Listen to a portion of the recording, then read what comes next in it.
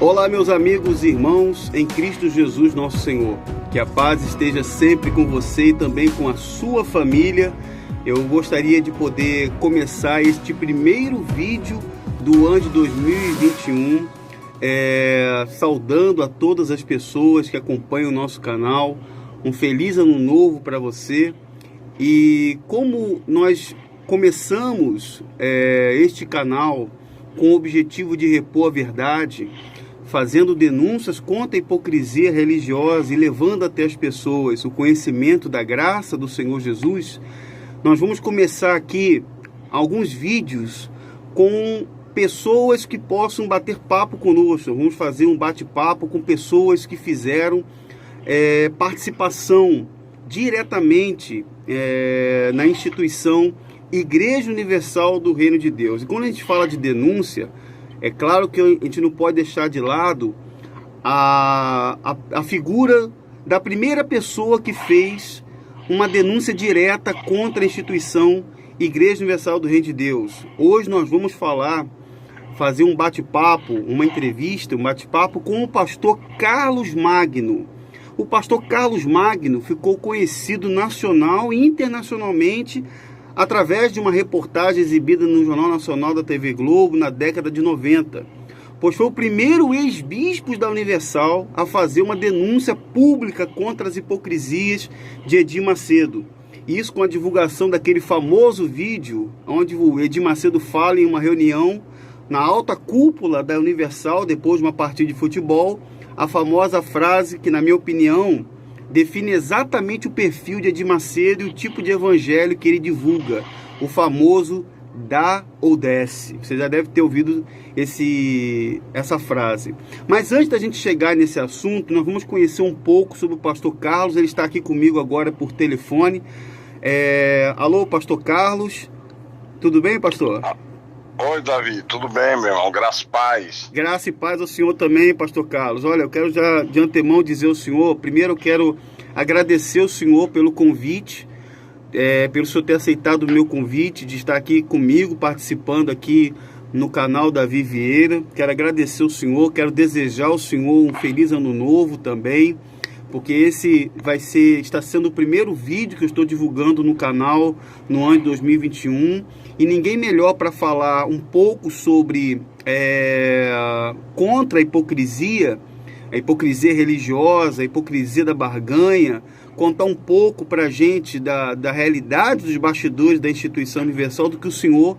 E eu me sinto muito lisonjeado de estar recebendo o senhor aqui, de o senhor ter aceitado o meu convite. Muito obrigado, pastor Carlos. E eu gostaria de poder começar essa nossa conversa, essa entrevista, porque eu separei aqui algumas perguntas, dentre as quais são perguntas que o senhor já deu muitas entrevistas, e aqui com certeza vão se abordar assuntos que o senhor já deixou bem claro, mas eu separei alguns pontos aqui, dentre eles, que são pontos a se esclarecer as pessoas. Eu acredito que o senhor vai me ajudar a esclarecer coisas. Inclusive tem algumas perguntas até, digamos, polêmicas, importantes, mas eu tenho certeza que o senhor vai conseguir nos esclarecer. Antes de tudo, eu queria que o senhor falasse um pouco sobre o senhor, tipo, como e quando que o senhor conheceu a Igreja Universal, contasse primeiramente o seu início, pastor Carlos. Aí a partir daí a gente vai começar a fazer outras perguntas. Uma boa tarde ao senhor agora. Tá, boa tarde, Davi.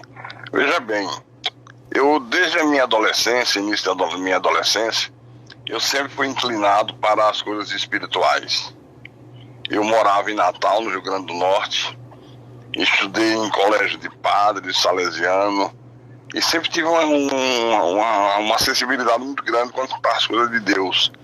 E fui coroinha há muito tempo, eu tinha um prazer imenso em ajudar as missas.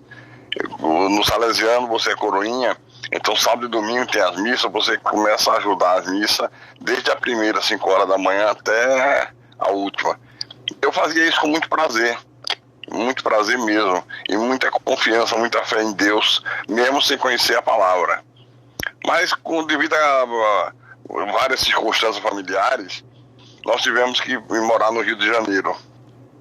E no Rio de Janeiro, eu já na faixa dos meus 18 para 19 anos, conheci uma moça que hoje é minha esposa, que é a Sandrili, e as primas dela eram frequentadoras da Universal, no primeiro tempo da Universal, quando estava começando ainda, na antiga funerária ali em Piedade, não, Abolição. E uma delas era namorada do Renato, que depois se tornou o bispo Renato Maduro, que já faleceu. E nós fizemos uma amizade muito grande, eu e o Renato. Eram muitos amigos, porque elas tudo moravam no mesmo prédio, em Vicente Carvalho. E várias vezes recebi convite para ir conhecer a igreja, mas eu nunca quis. Eu detestava negócio de crente, de evangélico. Eu não gostava, eu repudiava. Eu era um católico apostólico macumbeiro, que também frequentava o centro espírita. Mas um dia, minha esposa, aqui a minha esposa hoje, a Sandrili, disse assim: olha, a Tânia e o Renato convidou a gente para ir no culto da igreja. Hoje não é bem um culto não, é aniversário da igreja, vai ter bolo, refrigerante. Aí veio com esse papinho e eu fui. Que era ainda o início da Universal, no primeiro tempo, ali na Abolição. E, na verdade, não era festa nenhuma. Era uma reunião, porque eles não chamam culto, eles chamam de reunião. Sim. E essa reunião foi dirigida por Edir Macedo, ainda muito novo. E eu gostei. Eu gostei pela palavra, não. Porque, como eu frequentava também espiritismo, eu era acostumado a ver que todo mundo respeitava os guias, os caboclos, os orixás, etc. Todo mundo tinha um respeito, quando não menos o medo. Uhum. E eu vi aquele homem pegando as pessoas manifestadas, desafiando tudo, se mostrando forte, poderoso. E aquilo me deu uma empolgação muito grande. Muito grande. A partir daí eu não parei mais de frequentar. Comecei a fazer as correntes, que na época já se fazia. E dentro de mim nasceu uma vontade de pregar o evangelho. Se o me permite perguntar ao senhor, a segunda pergunta seria justamente essa, né? Seria perguntar ao senhor o que levou o senhor a querer ser um pastor da Universal, né? Seria a segunda pergunta, como o senhor está complementando.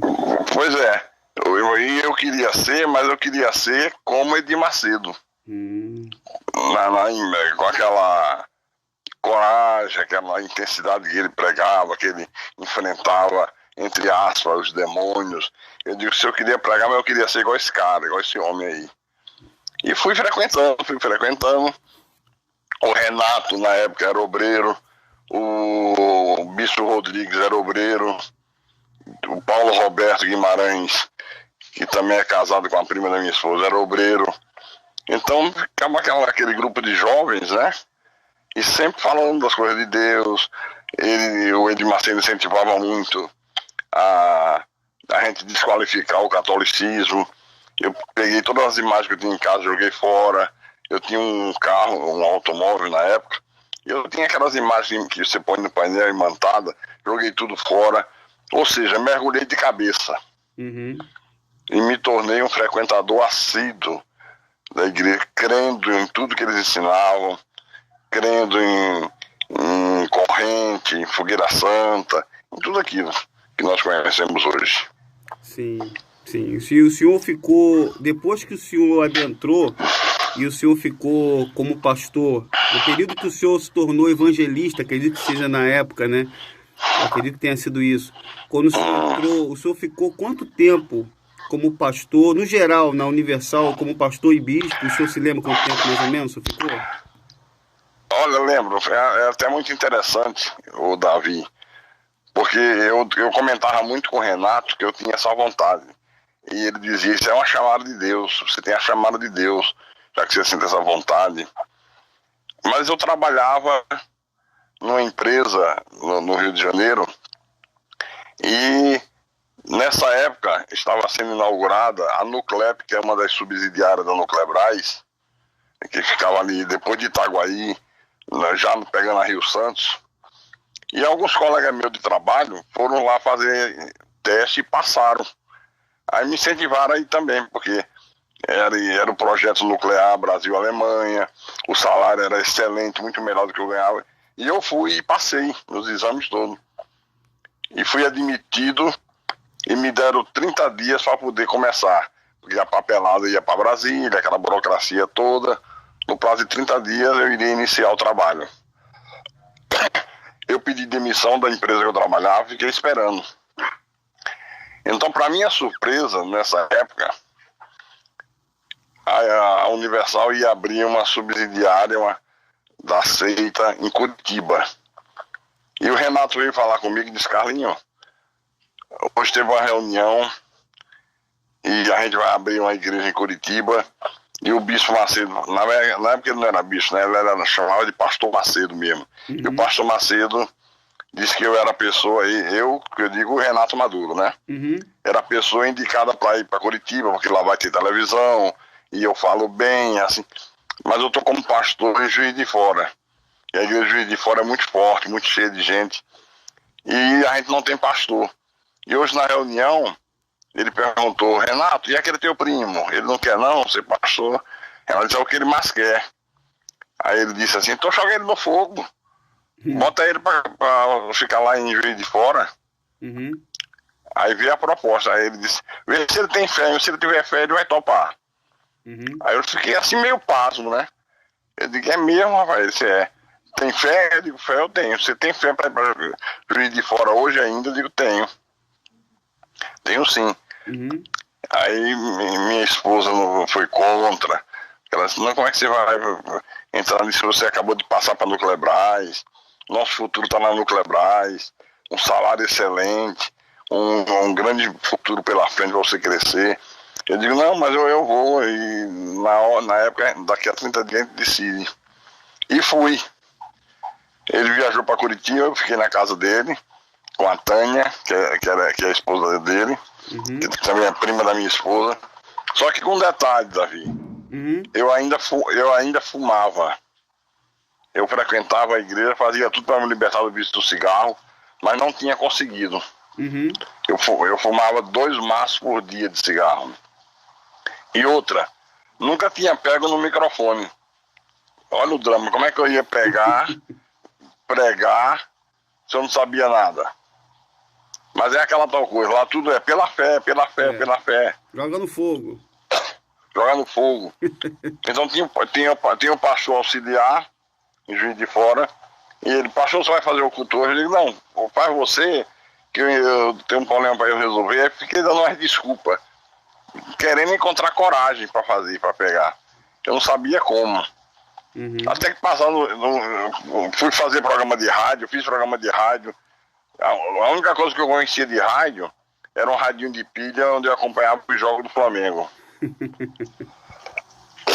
Mas fui, fiz, e a repercussão foi a melhor possível, imagina. Sim. Todo mundo gostou do programa de rádio, pra minha surpresa. Aí passou uns 2, 3 dias, eu vi que tinha que encarar, eu ia ter que fazer de qualquer jeito.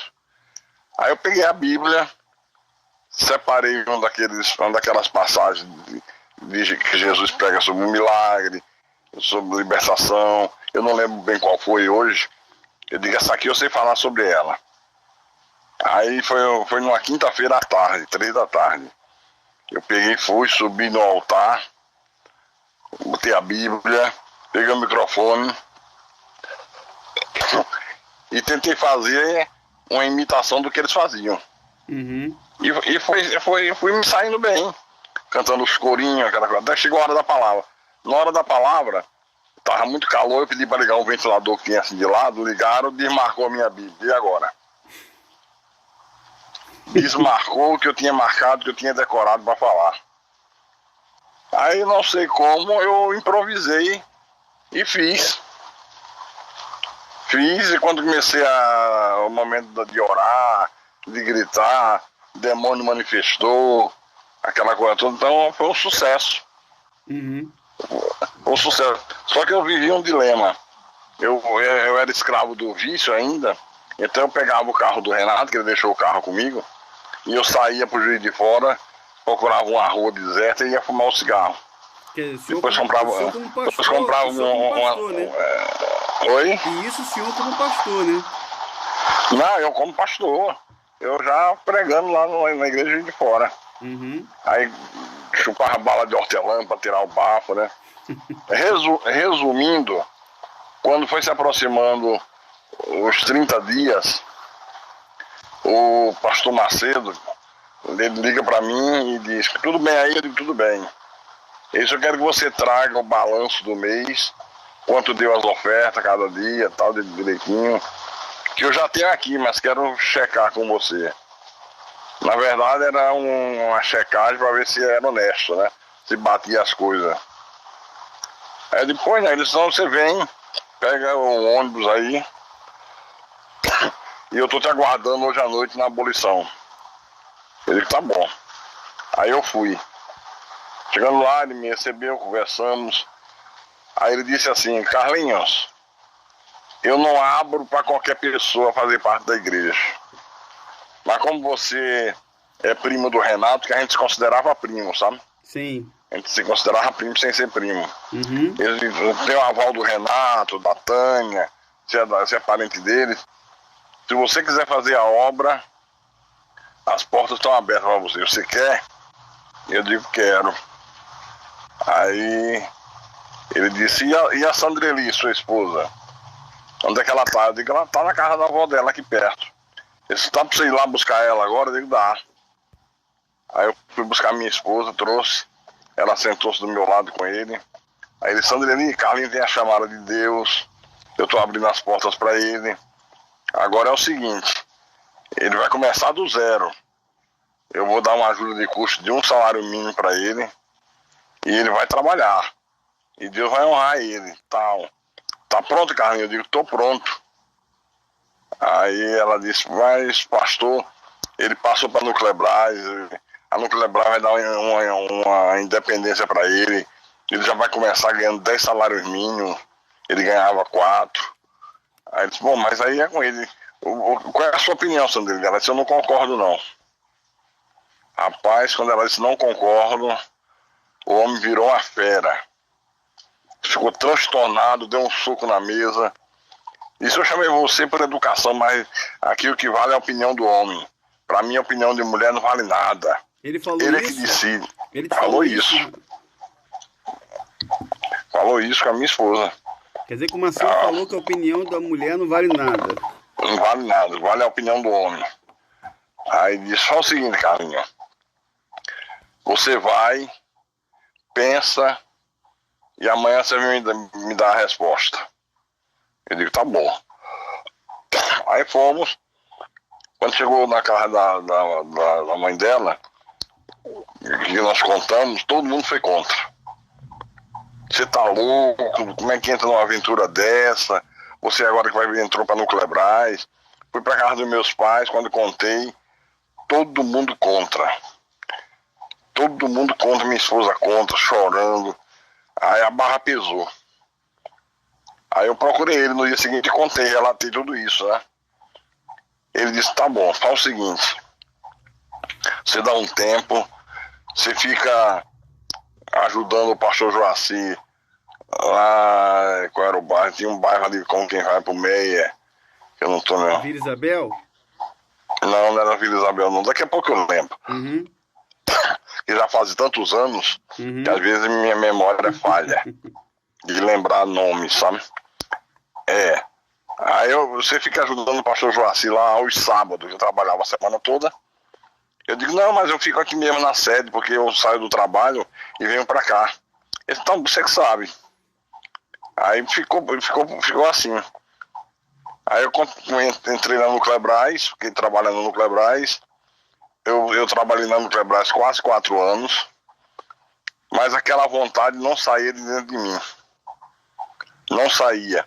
Eu muitas vezes pedia uma licença ao meu engenheiro que me chefiava, que era meu superior.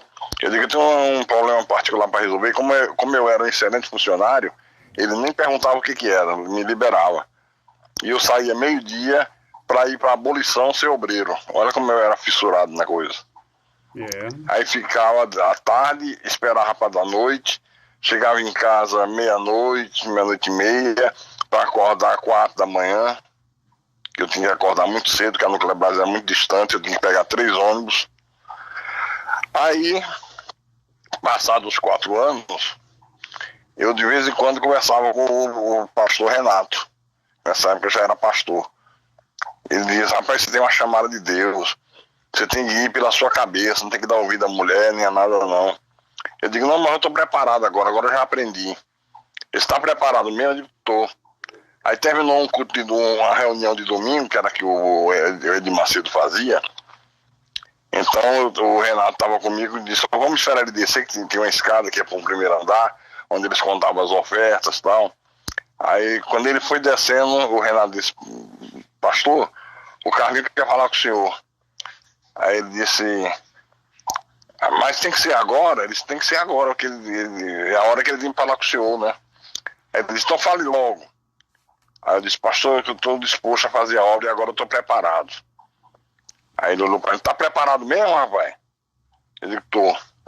E se Sandreli disser que não? Eu largo ela e vou seguir minha vida. Olha só, hein? Se eu te mandar para São Paulo amanhã, tu vai? Eu digo: vou. E se ela não quiser ir, eu digo: eu vou só. Eu já tinha visto ele falar isso no altar. Se a mulher não concordar, vai e ora a Deus que Deus te dá outra. Olha só, hein? Aí eu repeti, né? Eu disse pra ele: se ela não quiser ir, eu vou só. E Deus vai ter que colocar uma mulher de fé no meu caminho. Tá vendo? Aí os olhos dele brilharam, sabe? Ele ficou empolgado comigo. Ele falou: você está preparado. Eita. Aí você então fala o seguinte: você vem à noite falar comigo. E à noite eu vou estar aqui na reunião. Eu digo: tá bom. Aí saí dali, decidido mesmo, pronto para largar tudo e fazer. Aí à noite eu voltei para falar com ele. Ele me recebeu no gabinete, conversamos. Aí nessa hora ele disse: olha, eu vou te dar um salário mínimo, que é que o Randalzinho, que hoje é pastor Randal, que o Randalzinho ganha. Randalzinho era muito novo, era um garoto de uns 15 para 16 anos. Mas como ele já fazia reuniões, então ele já ganhava um salário mínimo de ajuda. O que eu posso fazer é te dar isso. Aí o Renato, que estava do lado, disse: bicho, mas ele ganha 10 salários mínimos, bicho. E ele tem aluguel, tem isso, tem aquilo para pagar. Aí eu digo: não, eu não ganho 10 salários mínimos, não. O salário mínimo, 10 salários mínimos foi há 10 anos atrás, há 4 anos atrás. Eu hoje estou ganhando quase 30 salários mínimos. Eu estou indicado para ir para a Alemanha fazer um estágio, passar 2 anos. Aí quando ele ouviu isso, ele tremeu nas bases, sabe? Ele disse: O Macedo. olha só, O Macedo. o Macedo. Não é melhor você ficar só como obreiro, não. Não Você posso fica como pagar o passe obreiro. desse jogador, não, Tá. né? Ele falou: não posso Tá. pagar o passe desse jogador, tá muito caro o passe dele.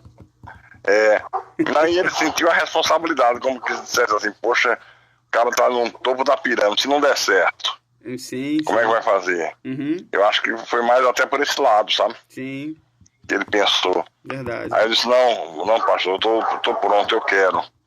Eu largo tudo.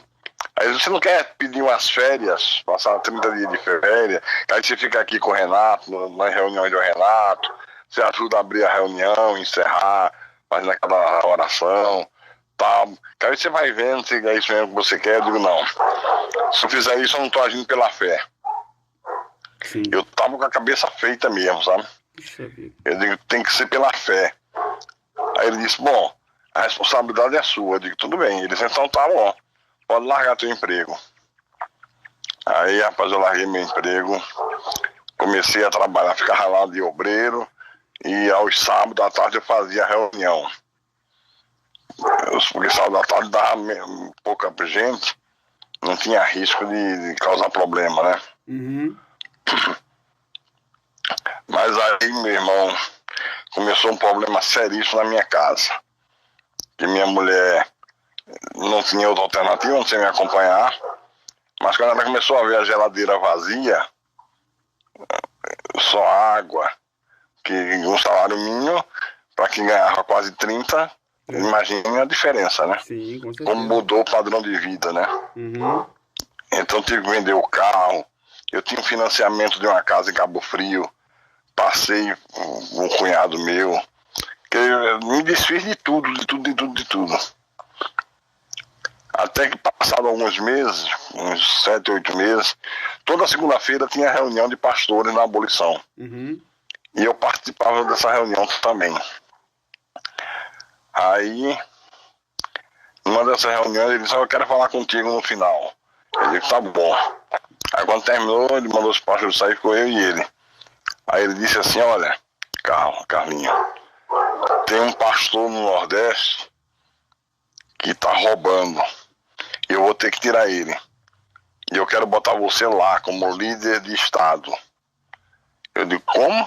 Ele disse: você vai ser líder de Estado. Tá pronto para ir? Eu digo: tô, pela fé eu tô. Ele disse: então tá bom. Então você, segunda-feira, vai na Rádio Copacabana. Já tinha comprado a Rádio Copacabana, que eu vou te orientar lá. Aí eu fui na segunda-feira, me apresentei, ele nem lembrava direito. Qual é o assunto? Eu digo: não é o senhor disse que eu vou para Recife? Ele disse: ah, sim. É, malandro, pega o teu carro. Eu tinha já na época outro carro, que era um Corcel 2 usado. Ele disse: pega teu carro e pega a estrada hoje mesmo.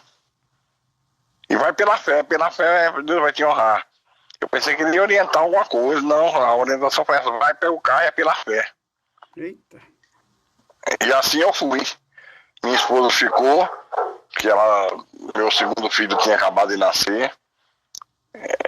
Chorou muito por eu ter tomado essa decisão, mas eu estava disposto, eu estava com a cabeça feita realmente. Aí viajei para Recife, assumi. Era uma igreja pequena, tinha mais umas 3 pequenininhas, com pouca frequência, os pastores passando necessidade, é uma coisa horrível. E tinha um programa de televisão. Eu nunca tinha feito televisão, fui fazer e deu certo. Me adaptei muito bem. O pessoal da televisão: o senhor tem muita experiência de Rio e São Paulo? Eu digo: eu não, nunca passei nem na calçada de uma televisão. Contando, pastor, não contando o senhor, isso foi em que ano? O senhor se lembra? Como? Isso que o senhor está contando, quando o senhor foi para Recife, foi em que ano? O senhor se lembra? Acho que 83. 83. É. No início mesmo. No início mesmo. E a coisa deu certo, rapaz. Eu fazendo televisão, a igreja encheu, superlotou. Aí eu vi ele fazer no Rio de Janeiro o Maracanãzinho. Em Recife tem um ginásio menor do que o Maracanãzinho, mas muito perto em quantidade de pessoas. Cabiam umas 15, 20 mil pessoas usando ele. Todas as vezes, que era o Geraldão. Uhum. Eu digo: eu vou fazer uma reunião no Geraldão. Aí preparei, botava a vinheta na rádio: o Duelo dos Deuses, aquela coisa bem espalhafatosa, né? Uhum. Você que tá paralítico vai andar, você que tá cego vai enxergar, você que tá desenganado na medicina vai ser curado. Meu irmão, no domingo que eu fui fazer, peguei minha esposa, pegamos o carro, fomos pra lá. Quase que eu não acredito no que meus olhos estavam vendo. Todas as imediações do ginásio superlotadas de ônibus, vindos de todas as cidades do interior de Pernambuco. Quando eu entrei, estava hiper lotado. A quadra lotada, essa arquibancada lotada. Aquilo foi uma coisa impressionante. Aí eu fiz. E aquela mesma história, aquelas orações gritando. Só que eu nunca vi um paralítico andar, nunca vi um cego enxergar. Eu nunca vi. Eu estou falando com toda a sinceridade da minha alma. Uhum. E era isso que me atormentava. Uma vez eu estava no Maracanã, quando ele fez uma reunião no Maracanã, agora já no estádio. E ele fez um desafio para quem tinha problema nas vistas. Eu lembro. Você lembra? Sim, senhor. Botar os 2 polegadas em forma de cruz, uhum. Um na direita, na esquerda. Ele fazia oração e no final ele dizia: quem está curado, joga os óculos fora. E aquele montão de óculos em cima do altar, e ele pisando em cima, quebrando. Aí quando terminou aquilo, ele orientou que todo líder de Estado fizesse o mesmo. Eu tinha uma reunião, uma segunda reunião marcada para esse ginásio.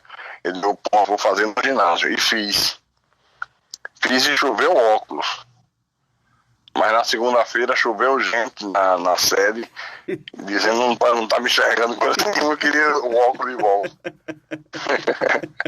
Só que já tinha quebrado o óculos todo, sabe? A gente ri, mas é triste, meu irmão. Aí eu liguei pra ele, né? Eu digo, olha, tem gente que não acaba mais dizendo que não enxergou. Não, é problema deles, pela fé. É porque não tiveram fé. É mole. A culpa é sempre do povo, né? É. A gente não tem nada a ver com isso. Mas eu morria de pena, rapaz, porque aquelas velhinhas, aqueles velhinhos, sabe? Uhum. Pastor, eu na hora pensei que estava enxergando direito, mas quando acordei hoje vi que não tá. Eu não posso andar sem meu óculos. O bispo disse que não pode devolver não, que é pela fé. Eita. Só continua fazendo corrente, ungindo com óleo, que Deus vai honrar. Esse papinho, que era o que a gente aprendia lá. É verdade. Mas eu tinha tanta empolgação. Motivação, né? Eu tinha tanta motivação. Eu achava que eu estava servindo a Deus. Que eu abri quase 200 templos, meu irmão. Foram quase 200 templos que o senhor abriu, né? Na época. No Norte e Nordeste. Que à medida que ele foi vendo o trabalho crescer, ele foi logo fazer uma visita a Pernambuco e mandou marcar uma no ginásio, sabe, pra ele fazer. Uhum. E ele fez. Aí quando estava na minha casa, ele disse, ó, você agora assume o Nordeste todo. Vai botando igreja aí, nas outras capitais não havia igreja. Uhum. Aí eu saí colocando em todo o Nordeste. Em Natal, em João Pessoa, em Maceió, enfim, no Nordeste todo. Foram mais de 200 templos abertos. Só com essa motivação do senhor e arregimentando pastores, né, para botar, né? É, pelo poder da televisão, porque o segredo era a comunicação, rádio e televisão, e sempre distribuindo alguma coisa que chamasse a atenção do povo. Sim. Óleo ungido, água ungida. Eu fiz mais de 7 viagens para Israel. Uhum. Para poder lá fazer as gravações, depois botar no programa. Uhum. Por exemplo, estou aqui no deserto, por onde Moisés passou. Nós vamos levar essas pedrinhas para você. Imagine trazer pedra para o Brasil inteiro de Israel. Que mentira. Nem toda a força aérea brasileira daria. Como é que vai trazer óleo ungido para todo mundo? É. E aí tem um fato interessante. Uhum.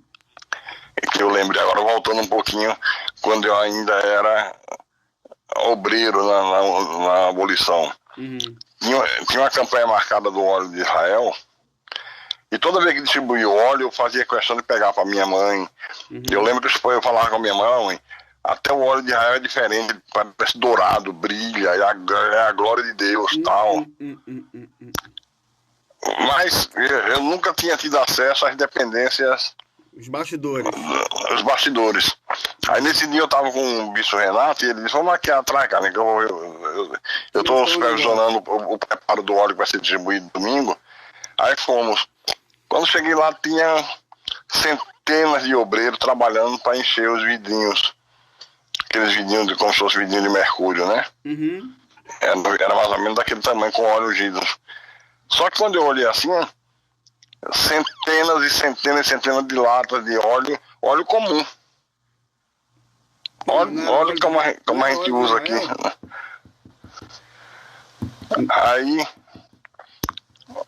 Aí eu questionei o Renato, né? Uhum. Eu digo, mas não é de Israel? Isso não, Carlos, isso aí é para despertar a fé do povo. Para todos os efeitos de Israel, mas só para despertar a fé do povo. Isso é um ponto de contato. Tá? Aí é o problema todo, Davi. É você não ter conhecimento. É verdade. Hoje eu entendo quando Oséias escreveu: o meu povo está sendo destruído porque lhe falta o conhecimento. É verdade. Então, quando você não tem conhecimento, você é facilmente manipulável. E quando você tem boa fé, a coisa se torna mais fácil ainda. Sim. Porque você tem a boa fé. eu vi aquele homem como sendo um homem de Deus. Eu acreditava piamente nisso. Sim. Eu tinha quase que uma devoção a ele, sabe? Sim. Então tudo que o cara fala, você vê que tem uma certa lógica. Para tudo tem uma resposta.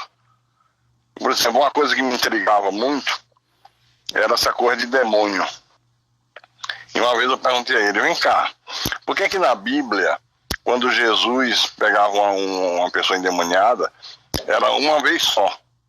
Mandava sair e estava liberto, né? Uhum. E por que com a gente não é assim? O demônio vai sair em suaves prestações semanais. Aí tem sempre a cartinha marcada, né, Pastor Carlos? Aquela pessoa que já tá sempre, toda sexta-feira, antigamente era corrente da cura, eu acho, né? Terça-feira corrente da cura e sexta-feira era libertação. Não sei se o senhor confirma. No meu tempo, quarta-feira era corrente da cura, que era corrente da unção com óleo. Sexta-feira, libertação. Quinta-feira, família. Terça-feira, busca ao Espírito Santo. Imagine, quanta barbaridade. Quanta barbaridade. Mas eu não tinha base bíblica. Vinha as dúvidas e a resposta que me davam tinha uma certa lógica. Eu, de boa fé, acreditava. Uhum. Eu digo, então isso é pela fé, é para despertar a fé. Você vê como as pessoas são curadas e tal. Mas o óleo nunca foi de Israel, nunca trouxeram óleo de Israel. Sim. Nunca. Uhum. Era o azeite comprado no supermercado da esquina. Tá vendo aí? Sabe? Essas pessoas que estão ouvindo aqui, eu quero deixar claro, nós estamos aqui com quase 37 minutos de vídeo. Estamos conversando com o pastor Carlos Magno.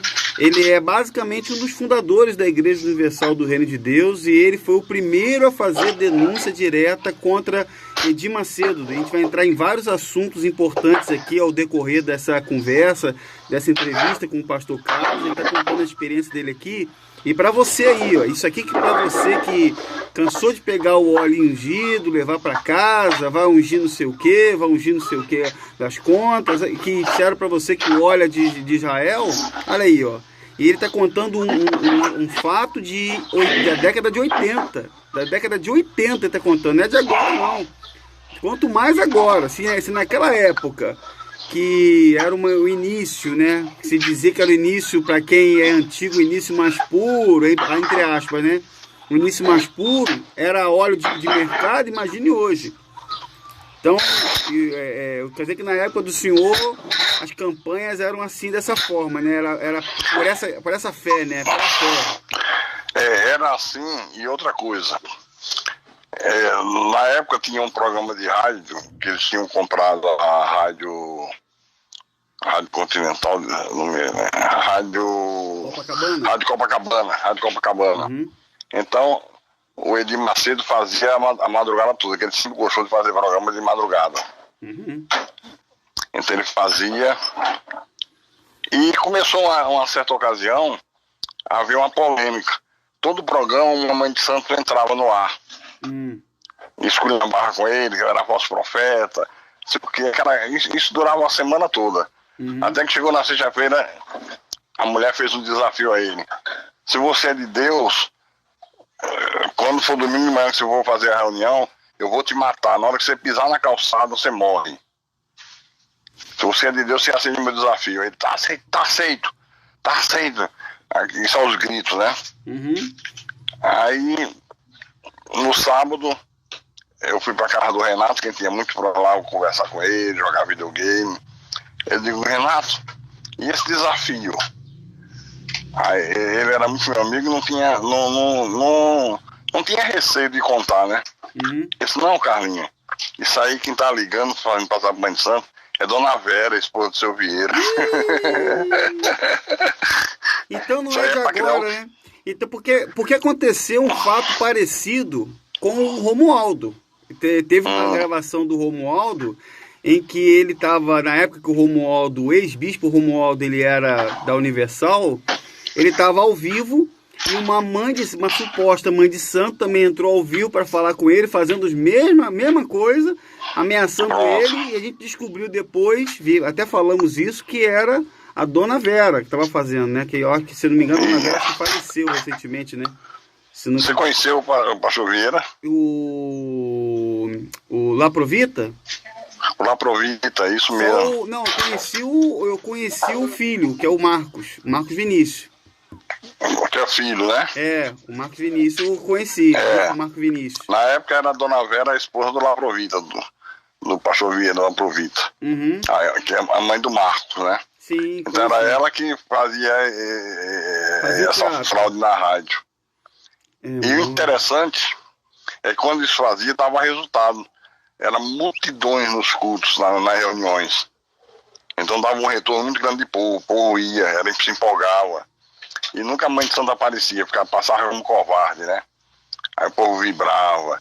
E aí, para a coisa ficar mais trágica ainda, enganador, isso era passado como ensinamento para os outros pastores fazerem nos seus estados. O líder do estado fazer, só o líder podia fazer. Então arranjava uma pessoa que treinava a pessoa para ela fazer a mesma coisa e fazia e dava certo. Olha aí. Que engano. E outra coisa, Davi. Eu não sei se você conheceu o pastor Marcelo Pires. Sim, foi conhecer o bispo Marcelo Pires, eu lembro dele. Lembra? Lembro, sim.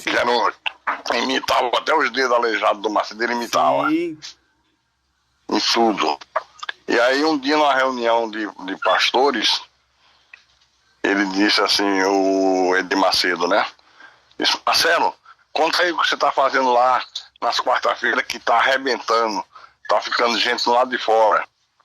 Aí ele disse, não, o que eu faço é o seguinte, pessoal, ficou de pé, eu pego uma cadeira de rodas, deixo ali, quando uma pessoa chega com dor de coluna, por exemplo, eu mando o obreiro sentar a pessoa, deixar ela sentada ali, não, você vai receber a oração sentada. E na hora eu digo, não tá andando, tal, faço todo o escândalo como se ela tivesse paralítica, ande agora em nome de Jesus, levante, tá? A pessoa tava andando antes, não tava paralítica não. Olha só. Aí ficava como se fosse um paralítico que andou. Olha só que enganador, rapaz. Você tá ouvindo? E aí passava para todo mundo fazer nos estados. Olha só, rapaz. Aí todo mundo fazia e haja multidão.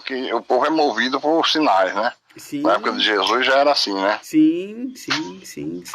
Quando a multidão procurou ele, pensando que queria pôr em peixe, Jesus disse, não é por causa de pôr em peixe. Vocês estão aqui por causa dos sinais que vocês viram. Sim. Não é por causa de mim. Vocês não me veem como nada, só querem milagres. Isso. E isso aí se fazia. E dava certo. Então as coisas mais absurdas eu vi.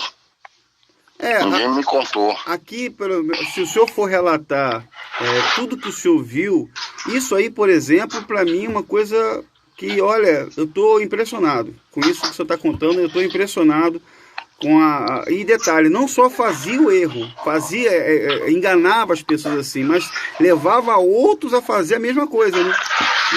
Só que essa aí, eu não fiz. Eu não fiz na região que eu era o líder, porque a minha consciência não permitia que eu fizesse. Como uma vez ele fez a campanha do caixão do defunto, botar em cima do altar um caixão do defunto, para as pessoas levarem o nome do inimigo, colocar ali dentro, depois aquele ia ser sepultado e o inimigo estava morto para sempre. Aí ele passou pelo telefone para mim, que ele conversava muito comigo por telefone, e eu disse, bicho, eu não tenho coragem de fazer isso não. Não tenho coragem. Eu faço qualquer outra coisa, mas isso aí eu não faço não. Aí ele disse, bom, tudo bem, Carlinhos. Você pode até não fazer, agora eu quero ver o resultado da bufunfa. Bufunfa é a oferta, né? Sim. Quero ver se você vai ter bom resultado. Se tiver, tudo bem. Aí eu não fazia, criava outra coisa, e eu já sabia como é que a coisa era feita, sempre dava o resultado financeiro que ele queria. Sim. Sabe? Porque tudo é voltado pro dinheiro. Sim. A gente vai entrar mais à frente, eu vou fazer algumas perguntas para o senhor. Eu não sei se eu cheguei a fazer aqui em ordem cronológica, mas eu vou chegar para o senhor nessa questão depois, sobre a questão dos pastores, a comissão, o salário. Depois eu vou entrar um pouquinho mais para frente nesse assunto, que é um assunto muito interessante Nós estamos aqui com 40 e vamos para 45 minutos de vídeo.